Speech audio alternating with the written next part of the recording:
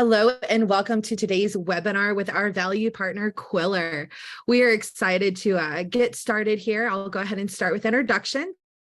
I am Gina Guerrieri. I am the Partner Success Manager here at RevGenius. Today, Mark Tanner, co-founder and COO of Qwilr, is being joined alongside of Jonathan Blackburn, VP of Global Sales at Qwilr, and Kendra Berner, Senior Strategic Account Executive at Lattice. And we'll be going over how to close deals during a downturn. Guys, you will want to take lots of notes. Please ask a lot of questions in our Q&A. Thank you so much for taking the time to attend our webinar today. And we will go ahead and turn it over to the deal closing experts. Hello, everybody. Thank you so much, Gina, John and Kendra. It's just fantastic to be here with you. Hello, friends. Please do ask lots of questions. We would love to sort of have this be interactive and have lots of Q&A at the end of this. We're going to run through this all now, but I think there'll be chances for Q&A at the end. So look, I think from our side, the thing that's on everybody's mind here is, oh, Gina, we've just lost the slide. There we go. So I think the thing is on everyone's mind here is that we are entering a changing world. And I think for those of us who've been in sales for a while, look, the last few years of selling have been some of the best we've seen in our career. There was a lot of people, out there, buyers, I think a lot of interesting stuff happening and a lot of people feeling generally positive about the world and sort of growth and change. And obviously, there were some COVID challenges as well in there. But I think, the last few years have generally been pretty great. And I think that we're entering into a new world. I think we sort of need to have a moment to pause and have a bit of a reset to sort of rethink about go back to some of the fundamentals and also some new strategies about what's the right way to approach sales in this era. I think it is getting hard. I think it's getting especially hard in tech, which is, I think, obviously where we are. There's a whole sort of ecosystem change happening around there at the moment. Right now, Qwilr is going through this, budgets are being set for 2023 and finance is going through with a red pen. And I think it's going to be a bit sort of more challenging to sort of find that budget sort of than generally. And look, I think whether or not a recession happens next year, I think there's at least a decent chance of that happening. And so again, all of this is going to mean that it's harder for sellers to get the job done. Fear, uncertainty, doubt is nothing that sellers aren't aware of. But I would say that, again, now is a time for us to sit back and reflect upon what those fundamentals are, what some of those right strategies are, and have a bit of a reset. The other sort of important thing to say here is that selling has also changed a lot in the past couple of years. And so I think the way that people did these resets in the past is sort of a little different now because we do live in this virtual selling world. The other thing that's happened over the last few years, especially, has been this move towards virtual selling, this move towards online, this much more research being done earlier on, as well as, frankly, I think buyers having a lot more power in the process and a lot less contact time with reps. And so I think that also sort of colors, I think, this sort of change in this sort of market, and something we sort of want to make sure we touch on a little bit as well. So look, that's the intro done here. Let's actually sort of go and dive into what it actually means to sort of change up here. So Gina, if you want to throw to the next slide. All right. I'm sure this is something that if you're a sales rep, this is your sales leader has said this to you, millions of times, or if you've read the books, this is one of those things that's out there, but it really is fundamental to doing well at sales, to knowing where you win. I think most companies right now, there's been a bunch of reports out. I'm sort of looking in tech world, but a bunch of reports out that are sort of saying generically across the board, sales cycles are lengthening, win rates are declining. And I think, as we have this transition, in good times, a lot of mediocre deals can look decent. I think things that once are sort of on the edge of where your product or service is able to sort of add value, a lot of them can end up being wins, even though it's a little bit marginal. But in bad times, you really kind of actually really truly need to know where do we win? Where are we excellent? Where is the spot that we have our sort of sweet spot? John and Kendra know I've got this terrible analogy coming. So here it is. One of the things that I've been sort of thinking about in this sort of zone is if any of you are into like, blackjack or poker or any of those sort of things there, like I think in the modern version of those games, it's a really sort of numbers driven game, playing poker or blackjack. And the best players always know how to score their hand. And so when you get a hand dealt, you sort of have this understanding of like, okay, this hand in this scenario has about a roughly this % chance of winning. And I think sort of having the same understanding with your deals matters as well, right? And sort of looking at your pipeline and being like, oh, this particular deal, because of this particular, thing, whether it's to do with like industry or company size or region, or there's a whole host of different possible things that can lead to this. It could be pain or use case or whatever. But this one, like, we kick ass at this. Like, we're fantastic at this. We're going to close this every day, versus here's where it's a bit more marginal. It doesn't mean you can't work the marginal deals, but you do need to be honest about like where you spend your time and how you think about that. So I'm going to shut up here. I've had, a classic founder monologue to kick this off, but I'm going to throw over to JB now. JB, how do you think about this, this sort of challenge? Yeah, it's a fair question. I think there's a couple ways to look at it. I shouldn't say any, but most companies have a pretty good idea of what their ICP is. By ICP, I mean their ideal client profile. As you mentioned, Mark, that could be industry, it could be team size or company size you're selling into.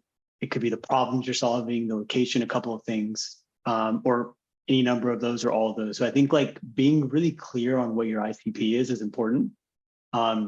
If you're a sales leader or a sales rep or just a revenue leader and you for whatever reason don't have a clear idea of what that might look like for you, or you just want to kind of validate that, I would urge you as an AE even to kind of go through the deals you've won over the past maybe like 6 to 12 months, and look at the similarities in terms of how large are the deals, who are you selling into, how many people were involved in those buying cycles, and if you're a revenue leader and you feel like you have a pretty good idea what your ICP is, but maybe you want to kind of double down or look back on that, I would urge you to do the same thing across your team, just to make sure that the types of deals that you believe and think you should be working are the ones you're actually winning, and you get a better feel for how you're actually winning those, which I think ties back to like, there can sometimes be a case of the deals we want to be working, the deals that we want to close versus the deals that we're actually winning,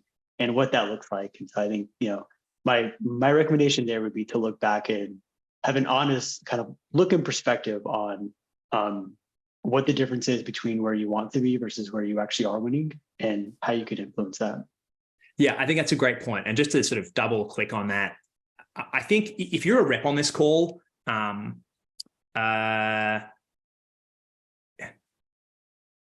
it can be easy to sort of sometimes be like, oh, look, that's RevOps' job to figure out what that is, or that's sales enablement's job, or my VP's job, or whatever. Like, no, guess what? You are a seller. Like the thing that matters for sales reps is like that, you kind of have this funny relationship where you're sort of your own company, right? Kendra is Kendra Co, right? Who like, she much as she's part of the wonderful Lattice team, she's also an individual contributor who like has a real control over how much comp she takes home. And it's like, this little small business that you run. And I think like, you've got to take it seriously. And I think if you don't feel like you have a good knowledge here, like you should feel free to push RevOps or push someone else on the team to figure it out. But also, frankly, you might just grab that smart other AE friend of yours and just like have a chat and go through each other's deals and work through and be like, you know what, it just really feels like we do very well here and we don't do well here. Like, I would always just say like, yes, it's nice to have all the support you can, but I would also just like take it into your own hands and like make sure you fully internalize so that you can quickly look at deals as they come in and be like, hey, this one feels like sweet spot, great. This one feels a bit marginal. Given my pipeline, should I maybe just ignore this and just actually focus on the ones that are winners, or how should I think about it? And I think knowing that is super important. Kendra, speaking of Kendra Co, how do you think about this?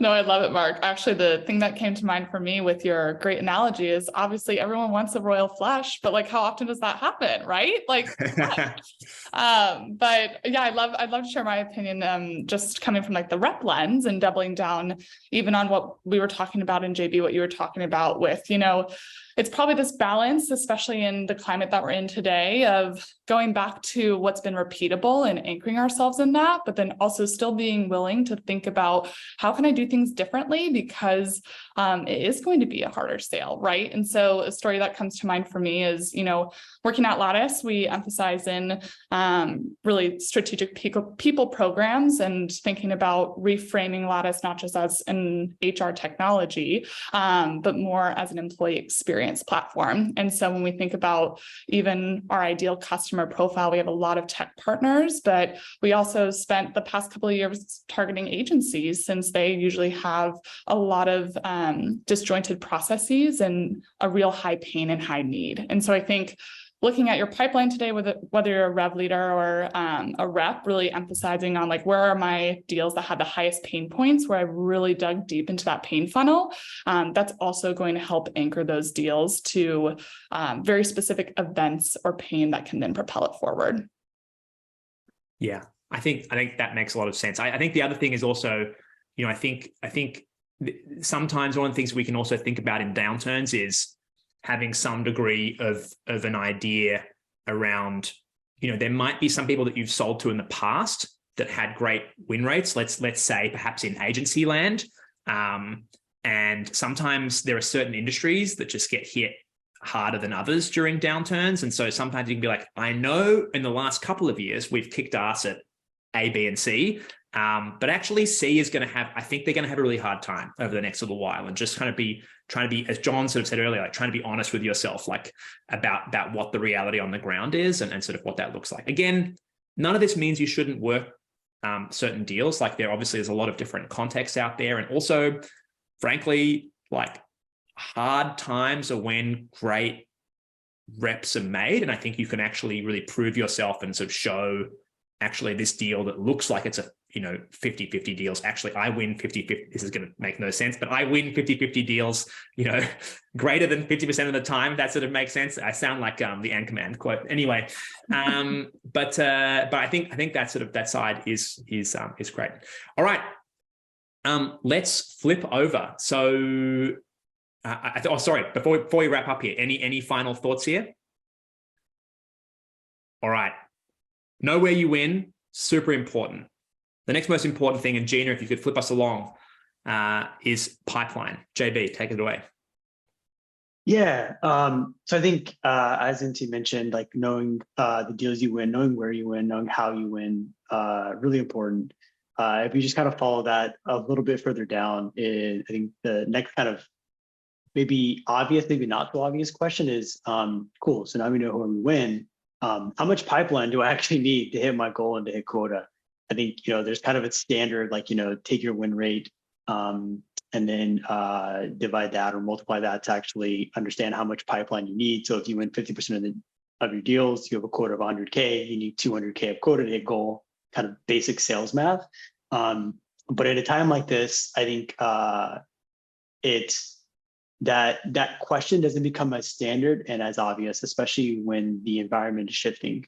I think the default playbook for most companies leaders to use is kind of a volume-based approach, which is some version of like, hey, if we're expecting more deals will push and our win rates will probably decrease or drop, then we need to have more pipeline and more deals in the pipeline, I should say, to actually account for this, which is fair. But while I wouldn't say that increasing volume is wrong, I think the right answer, at least from my perspective, is probably a little bit more nuanced and kind of a blanket approach of how much pipeline do we need, answer more, which kind of goes back to like the deals that we're actually working. But before I kind of go further on this and give my insights and all that, I'd actually love to hear from Kendra and T on this. Kendra and T, excuse me. Kendra, I'm actually kind of curious, how are you thinking about like your own pipeline and your own deals right now in terms of what you're working, what's working, how much, all that kind of good stuff? Yeah. I know this brings me back to when we used to do pipeline reviews together. But yeah, I think most reps are feeling this right now, right? Your pipeline probably looks slimmer than it has over the past couple of quarters. And oftentimes it's, we start to act out of scarcity versus thinking like abundance mindset, and really, how can we generate more pipeline that's quality versus quantity that might actually not be real pipeline, right? So for myself as a rep, I mean, I'm doing a lot more deal reviews with other team members, or just really thinking about, what deals are in my pipeline, which ones need the highest priority, or which ones have maybe the most likelihood of really moving forward and converting, and really ensuring that I'm doing every single small step to continue to move it forward. Thinking about in your pipeline, where are your strongest champions and the best business case, and really ensuring that the right timing exists to change, instead of seeing, things like sticking with the status quo or no change actually happening. A story that I have for one deal that we actually had earlier this year is we had a great champion that really just had strong clout at a financial company. And she, was really sharing that she could make change happen. But we learned later on in the deal that she had already recruited another executive sponsor besides our main executive sponsor to push the deal with Lattice. And I think that was a huge part of why we were able to stick to the right timing, stick to an agreed upon signature date, and avoid some hiccups that can naturally happen, is because we had multiple exec sponsorships. So thinking about that with even your, number one deal for the quarter, and your top 3 deals for the quarter, and how you can continue to really test your champion, but cultivate a great one too. Yeah. Thank you for sharing that story. That's a great story. I think it's easy to kind of get into a bit of a scarcity mindset, especially when things get a little bit tougher, to kind of start hoarding, for lack of a better phrase, hoarding opportunities, having more in the pipeline to make you feel more secure and more comfortable. The reality is, I think in that type of mindset, most people can't realistically work a significant amount of deals, or more than what their average actually is. So it gets harder. And I think you end up kind of getting to this spiral, or you can get into this spiral where it gets harder to know where to spend your time. So I think that totally makes sense. Appreciate the story. And T, I'm actually curious your thoughts on this. Yeah, mate. So I'm just raring to go. I think on my side, like one of the things, and this sort of ties back to knowing where you win, like even if you know where you win and you sort of look back over the last few years and you sort of say like, hey, we win these deals at, let's sort of say like a really high rate. Like we win these deals at like a 40%, rate, something like that. It's a very strong area. That's going to go down, right? Like, so it still might be the best win rate, but that in all likelihood, that's probably still going to go down. And I would say that, and this is not to sound like a jerk or anything, but I would say that in good times, it's easy to let bad habits in, or to be, a little bit lazy on some deals and be like, oh, that one's going to be fine now. And like, you have to like forget about that. And I would say that, being very intentional and thoughtful about like following all the right steps, all the right process, trying to sort of go through this and like really treat every deal with that you think is a real winner with like care and love and, water that plant, etc. I think that sort of really matters. And I would say that, again, with this pipeline thing, there is that inclination of like, oh, we just need more we need way more pipeline in here.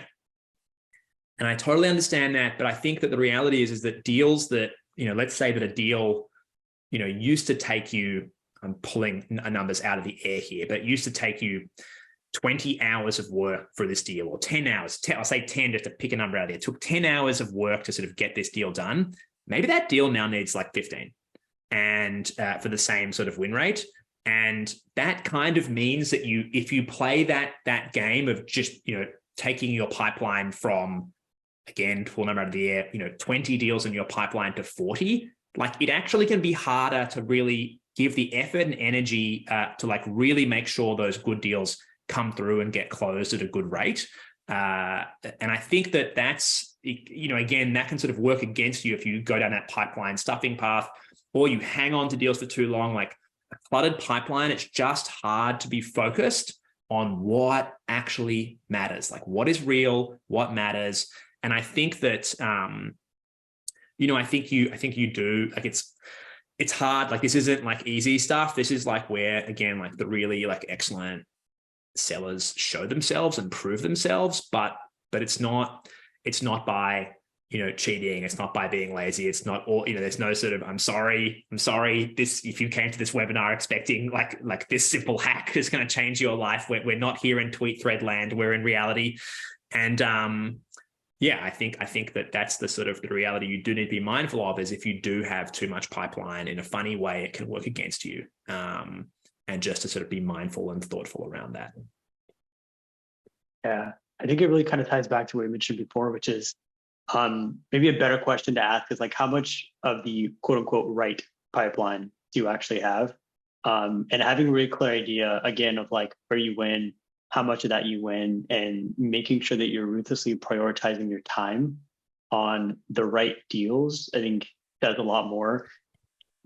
Again, it's easy to fall into the trap of, I have 4x, 5x, 8x, 10x quota of pipeline. I think I'm so rich in pipeline. I am so rich in pipeline for days. I think it's so easy to fall into that trap, but I think what's more important is like to, again, be honest with yourself about, what deals you have that you feel like you can actually close, and make sure you're spending time in the right places. And if that happens to be 1.5x or 2x, whatever number that happens to be, as opposed to the number that it feels better to have at a time like this, I think that's more important. And as a revenue leader, I think it's also important to take that approach with your team, to make sure that you're not just kind of looking for that volume-based approach to make the numbers look nice, to look fluffy, but you're being honest and you're being real with what you have and where time is being spent. All right, mate. I'm ready for it. Let's flick, Gina. Let's flick through to the next slide. Cool. So I guess kind of taking a step back, once we know what the right deals are, the deals that we should be working, we have a pretty clear idea of what's in our pipeline, and then we're working the right things. I think the kind of next question here, the next kind of stage is, are we asking the right questions, i.e. in most cases, the hard questions that we need to be asking to ensure that we're actually progressing the deal forward. I'll give a little bit of a story here of myself from back when I was selling. This was a while ago, back in 2015-ish. I'm pretty sure Kendra's heard this story before, or at least heard me tell it before, not a couple of times. There was a deal I was working with a large, very large media company. And this deal, I began working in February. We were on a fiscal calendar year.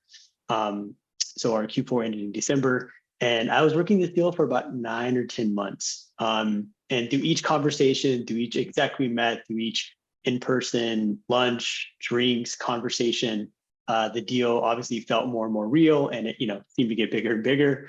And towards the end of the year, I was really expecting and quite honestly counting on the deal to help me not just hit goal, but grossly exceed goal. The kind of TLDR, and to like summarize this a little bit, I hadn't been asking the right questions, and I hadn't been getting the right people involved in the deal. And while I wouldn't say I was single-threaded, I wasn't as multi-threaded as I should have been in a deal of this size. Come to the end of the year, we've actually finished legal review. It's about a week before Christmas, waiting on contract signatures, and an executive and founding member and my point of contact left the company. Needless to say, the deal did not get done that quarter. It did get done the next quarter, but for about 10% of the original amount, which just kind of goes back to, I think it's easy when it's easy as a seller when things are looking good to want to continue to get good news, to want to hear good things, to want to project that. I think what's even more important in these scenarios and instances, especially in situations like this, where you are working large deals, or you're in a scenario where maybe one deal can make or break your quarter year, to be asking the tough questions, to be asking the questions of some way, shape, or form. I use Qwilr as an example. Why do something? Why Qwilr, and why now? To grossly oversimplify this, and then have a better understanding of what are the internal pieces from a process kind of perspective that you need to understand. Story time aside, I'm actually curious to get your thoughts, Kendra, in terms of some of the questions that you like to ask, or just how you think about this in deals. Totally. Oh, that painful story, but I'm sure there's, I mean, I know we've talked about deals before, and questions like, you know, why wouldn't you make a change, or who could say no and why immediately come to mind. And if you've already asked those questions for deals in your pipeline, like, I'm a control freak, and so I feel way more solid around reviewing my deals with my manager, or even just feeling confident in my projections for my commit and best case, knowing that I've used and have answers to some of those questions where you're really testing your champion or testing the validity of the deal. So I think those are ones that come to mind for me. And also, you know, being mindful of stationing these out, right? Like, there might not be a world on your very first intro where you need to challenge a prospect as to why they wouldn't choose your software. That could be maybe saved for later, but making sure that you're also not too far down a deal and spent, you know, the hours of time on a deal if you haven't really qualified the opportunity and made sure that you know kind of what roadblocks may be ahead that you're preparing to overcome. Totally. Yeah. I think to the point too, understanding the problem you're solving and how important or how big of a problem that is for the company is incredibly important. You know, to ask a question and to understand, hey, we're solving $1 million problem and our solution costs $10,000. Again, completely making up numbers. That could sound great, but in the context of, you know, the company needing to solve something that's, you know, $100 million problem, that $1 million might actually like not even make the top 10 in terms of most important things. And so I think, like, you know, it's easy again to fall into that trap, but again, asking the right questions to really understand how and what you need to uncover in a deal. That might not be easy to ask in terms of what their priorities are, who would be responsible for this. I mean, I kind of can keep going here, but I think, you know, those tough questions become really important, especially as salespeople. Sometimes we don't want to hear bad news, and we don't hear the thing that we don't want to hear. I mean, go ahead. Yeah. I mean, I think the way I sort of think about this is, if it's going to end in a no, you want to get that no as quickly as possible. And I know that sounds demented in a weird way, but you know that, you know, for most reps, I mean, maybe there's a rep on the call who closes 90% of their deals, but for most reps, most conversations lead to a no. Like, that is the stock standard thing. It's like, whether it's 55% or 95%, like, most of the time it ends in a no. And I think the sort of, you know, do you get to that no in, I don't know, two or three conversations, or do you get to that no in 9 or 10, right? And the delta between 3 and 9 is 6 conversations, a whole bunch of mental brain cycles, all this effort and energy that you could have been putting towards nurturing and loving and watering that plant I sort of mentioned earlier, that these other deals that sort of have real chance. And I think that, you know, that's just like the important rational thing to sort of, you know, be aware of, is that if you can, oh, Gina, we've lost our screen again. Anyway, if we can, it's wonderful to be able to sort of, you know, get back to that side. I think the number one thing here that I spend a lot of time with reps talking through is that, guess what? Your champion wants to do the deal. They're not here talking to you for no reason. Like, they really want to do the deal. Like, they're excited about it. This is all positive. This is great. You and them are like on the same page. Wouldn't this be the most awesome thing for the thing? Like, unless your champion is the person who can get the deal done, that doesn't, insert bad word, matter. Like, it doesn't freaking matter. Like, I think, like, you need to be able to remove the delusion of one really happy champion leading to a deal. Now, again, there are some times where your champion is the CEO. Congrats to you. You're going to be fine. But every other sort of instance, like, I think the reality is you need to have some awkward conversations with them. Now, as Kendra said, maybe you don't have it on the first call. You know, maybe you build a little bit of rapport, get a little bit of love. But by call 2 or 3, you should feel comfortable with them sort of being like, hey, how's this actually going to get done? Like, who needs to approve this? Do you actually have budget?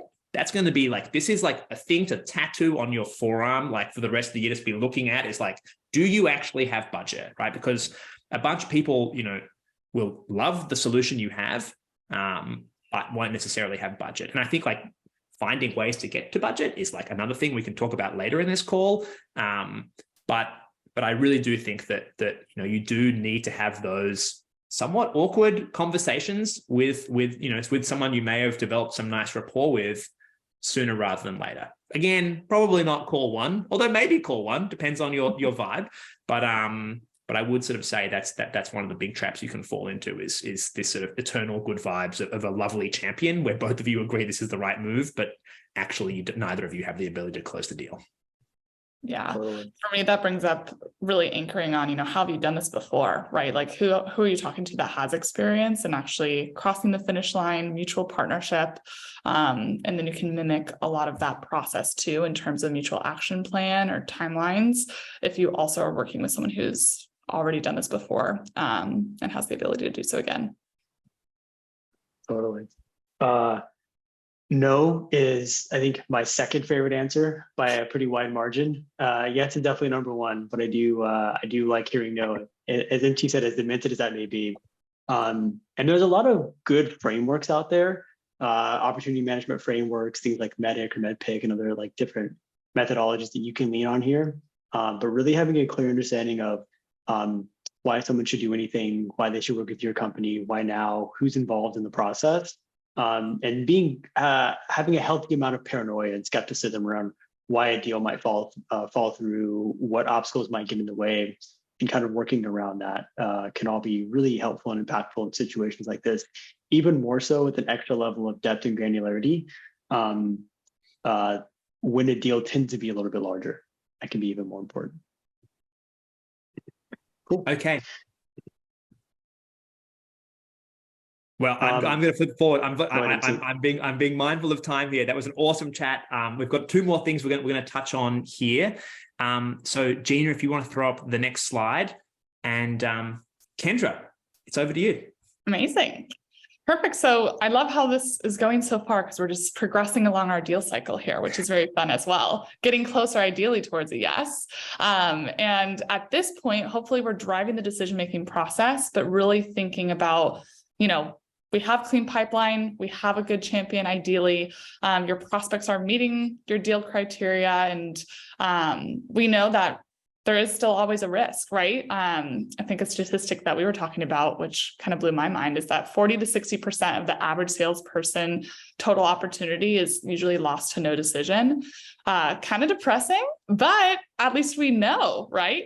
And I do think there is an ability for a really strong rep to influence making a change and holding their prospect accountable to this too. So we're going to talk a little bit about ways that we can do that and how reps have driven decision-making process. I know that Jonathon and I have talked a ton about mutual action plans. We both love them. And I think that's been a huge part of keeping deals later on in or the deals that are progressing in your pipeline, really keeping, mutual party or both parties accountable to a mutual action plan can be really helpful in moving the deal forward. We also here at Lattice really anchor on strong requirements lists to propel an evaluation, right? If a company's just like, oh, we love the software, let's implement it, it's going to be really hard for a CFO to say, sure, like, I'm glad you like it, but like, why on earth, what are the outcomes that are going to exist? Or why is the system much better than the system we probably already have today? So something that we're working on here too is digging into what's the cost of the status quo, even digging down that pain funnel of, if we choose not to make a change, what happens? What are the business effects that happen for your organization? What happens 2 or 3 years from now because you didn't make a change right now, right? And getting your prospect to really understand the larger narrative at hand can help continue to move the decision-making process forward towards change. I'd love to pick both your brains, Jonathon and MT, around what comes to mind in terms of maybe overcoming customer indecision in a downturn, right? We're going to have more people that are a little bit hesitant to make a change. So thinking about what we can do or what we can avoid, I'd love to get your perspectives. Totally. I think we're getting to a point where it's, and I think the stat really kind of points this out. In some cases, it's easier to do nothing than to do something. And you, as a salesperson, as a seller, really need to be able to kind of fully understand. I think the kind of part of this goes back to like the problem you're solving, and your understanding of how you win the deals that you tend to win more often, who's involved, what that process looks like, kind of hold people accountable to that, and hold your prospects and your, hopefully soon to be customers accountable to that. And also really understand, I guess going back to it, the problem you're solving, how important that problem is for the person and people you're talking to, but approaching it from a different lens, depending on who you're having that conversation with.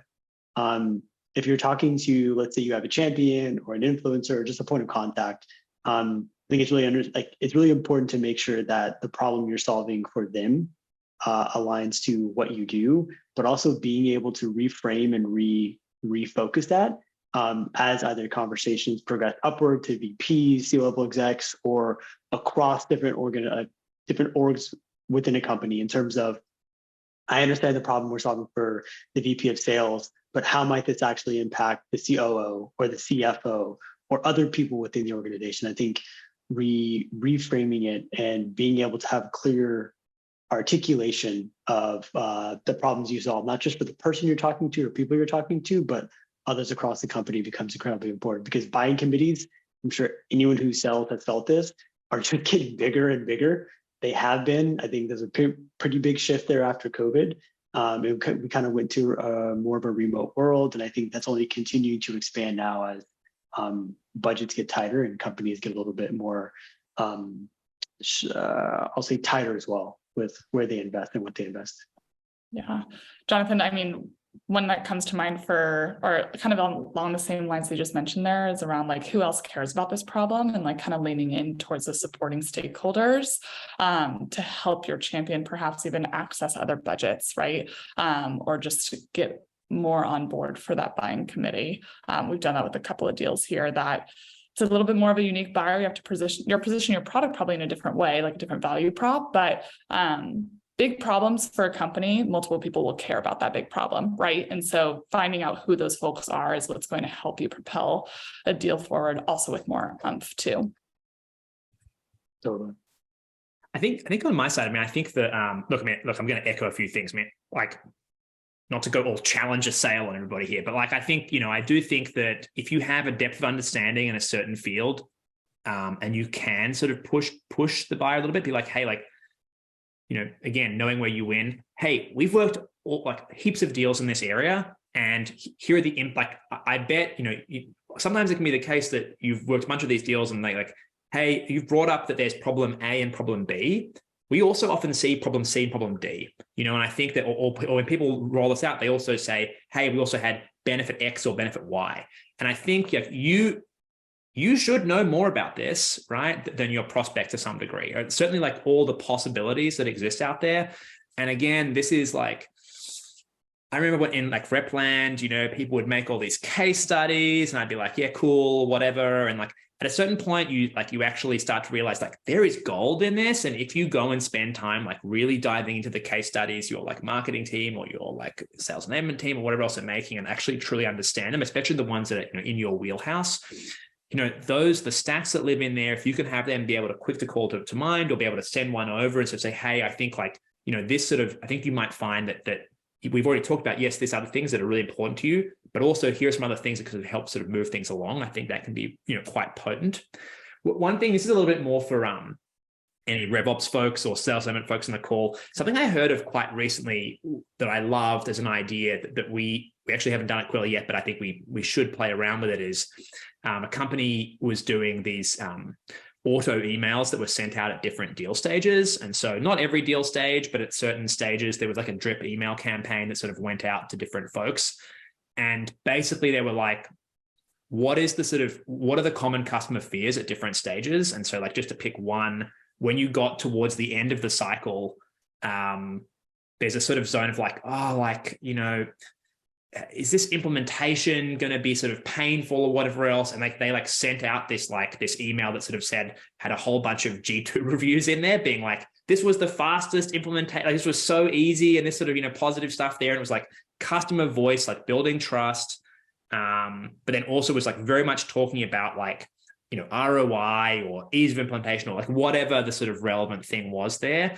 And again, it's just like a little thing of like, helping sort of move things forward and understanding it at different stages. There are sort of different sort of core concerns that people have, and they do shift throughout the process. And I think if you can sort of, have some degree of awareness of what they are, they can also help you shift gears as you're sort of driving this decision-making. Gears, driving, anybody? No, okay. All right. But I'd say, other than that, I'm just going to sort of be echoing the other fine folks on this call.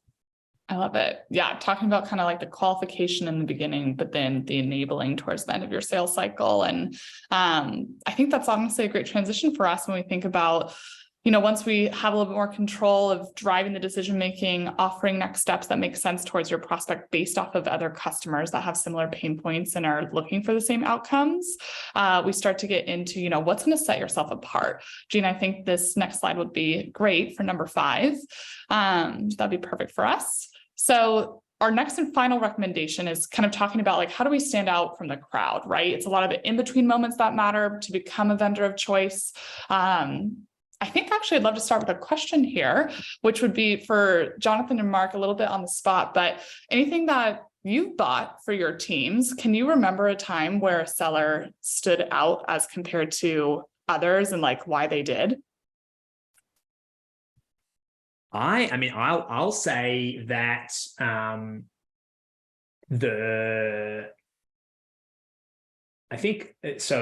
we had a realm a while back where there was there are 2 that come to mind. One was a simple one, which is I'm sure people are aware of Sendoso and people like that, getting a whole bunch of very personalized swag delivered to you, which was obviously from them, sort of showing off what they could do for us. And I think that even included some different customers of ours as this sort of thing which they'd grabbed from our website. And again, it was just a very personalized thing and a physical thing. I think that was a clever little moment. There was another time where a video company who was sort of pitching Qwilr to do video work did like a fake Qwilr video that's was put in the effort, and they were like, it was so incredibly bad as a video, and they were sort of but they were playing on how bad bad videos can be to do this and this sort of stuff there. But it was silly and quite funny, and it was the worst sort of little cartoon animation thing you'd seen. But again, that's something that's that's a bit different, that's a bit memorable, it's a bit weird, and I think that does help you. Shows a degree of effort and a degree of care, and I think that it's the kind of thing that I think makes it easy to take a call. Totally. JB, what about you? Quick story too. We recently bought a new tool. Another kind of sales tech tool. I'll mention the name of the company called Drift.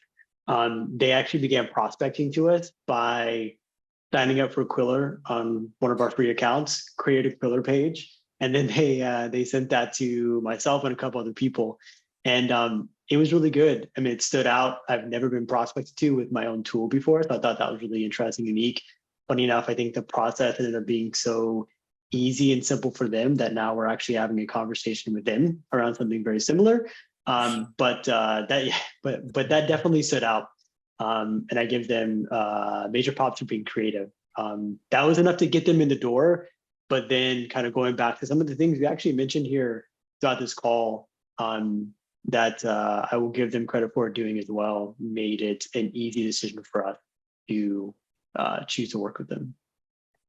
I love that. Yeah, it sounds like kind of in both those cases, there's an element of creativity that really sets the seller apart. But then also, I mean, we know this as a common stat, like most prospects don't feel like the person who's selling them really knows their problems nor knows them, right? And so the next layer of really setting yourself apart is truly understanding the pain from your prospect, and then also a lot of the little moments that exist in a sales cycle, having all your communication resources in one place that's easy and makes the buying process easier sets yourself apart. Speed of response, as well as really digging down into, understanding the process to get something approved and enabling your champion, your economic buyer with the right resources at the right time, so that they're not also feeling like they have to do this work on the side as a part of their evaluation process. I know that at Lattice, we use really like kind of a hub and a resource to communicate with our clients, to share resources. I think one of the reasons why I love it is going back to that mutual action plan. We use a resource where we can actually like communicate about a mutual action plan with a client together, back and forth, adjust it accordingly so that both parties really feel bought into the mutual action plan versus a mutual action plan getting pressed on a prospect that may not even have real buy-in, right? I know, JB, we had talked about this, obviously, of course, with Qwilr. Would love to get your perspective around how you think of Qwilr as like a one-stop shop and really effective. Yeah, totally. Well, I think I'm probably just going to echo a bunch of the things that you just said. But being someone who obviously leads the sales team, but then also someone who makes buying decisions, I don't make decisions in a vacuum myself either. Thinking back to the tool that we recently bought, I think there was about 6 people that got involved in various into the conversation with that. And then being able to share the right information with them made it significantly easier. I think there's also something to be said around making it easier for your buyer to actually buy from you. And that means different things to different people, depending on, your sales cycle, your sales length, your ACV, a lot of other things. But I think that's also really important. And as a buyer, I'm sure anyone in any role could probably kind of relate to this. I'm doing a lot of stuff, and buying something or evaluating something is really one small part of my job on top of the other things that I'm consistently doing. And so being able to use a resource or have something to tie back to say, what was our last conversation about? What did we discuss? What did we look at? And I have to, begin every conversation with that. And then also being able to share those resources with other people who are involved in the process, incredibly important. But at its core, I think it's just, make it easier for people to work with you and buy from you. Yeah, I plus one to that. I mean, I think listen, sorry, we've gone all this way. I'm the founder of Qwilr. I've got to put the Qwilr hat on at some point. But I do think one of the things that we sort of see at Qwilr and a whole ethos that we sort of have, around at Qwilr generally is our goal is not just to build something that's a tool that's wonderful for the seller, but that is wonderful for both the buyer and the seller. And we really do think that the B2B buying experience is can be a bit junk, to be honest. If you look at it versus how we sort of live our world, in our sort of in consumer buying experiences, it's so nice, it's so seamless, there's so much information provided. And I think it can really feel a bit not like that in B2B to some degree. And I think one of the things that we've been sort of, there's a whole bunch of stuff we sort of work towards on this side about having a hub for everyone to come together. And I think one of the things that we've loved, Qwilr pages are web pages. So as you sort of create them, you can do a whole bunch of interesting stuff. You can do interesting ROI calculators, blah, blah, blah, blah. But one of the ones we've sort of noticed recently a lot of just gong videos being embedded. As I love this sort of thing where people are they're recording the product demo or the service demo, the core thing there. And yes, maybe you've got 2 or 3 folks on the call there, but when you send out your sort of, this little hub in Qwilr, or it's maybe something of a proposal, but it's also got other parts in it, being able to embed that video, maybe you snip it down to the right size where it's just the product, just the 20 minutes you're sort of really going through the product. But the CFO joins the thing, he doesn't really know what's going on here. If he can just quickly, go in here, or maybe there's the CEO is there and she just wants to, have a quick look and understanding, this ability to very quickly say, what's all the information you want to get up to speed on here? Oh, there's some links to case studies, or there's this thing here, or I can see the pricing, oh, it's actually interactive, or do we need this or that? And I can play around and understand that. All of these sort of areas, whether it's in Qwilr or some other hub, I do think that's making it easy for the other parts of your buyer to get up to speed quickly and easily in a really nice way. Effort shines through, sort of Kendra said earlier about quick response times, whatever else, all of these little moments you do, they give a flavor of what it's like to work with your company, right? And if you are slow to respond, it's hard to get information out of you. No one knows what the right thing is, or blah, blah, blah, whatever else, it just makes it feel like working with your company is going to be a pain. If it's a delight to work with you, people are going to feel like it's a delight to work with your company. Hopefully it is a delight to work with your company. And I think that, that's, that effort really does shine through, and never more so than in times like now. Totally. I think also just from the rep perspective, like I know which deals I felt like really, really strong in, right? Where you just had the right deal, the right movement across the deal, the right information at the right time for the buyer. And those are the deals they're usually most proud of that then carry or like propel you into your next series of growth. With bigger deals, it brings you confidence for those bigger deals. And the more you can practice that, obviously the better outcomes you're probably going to see too if you're running more deals like that strategically. 100%. Okay, I think team, we're out of time here, and we're going to flip over to a live Q&A with John and maybe some others as well.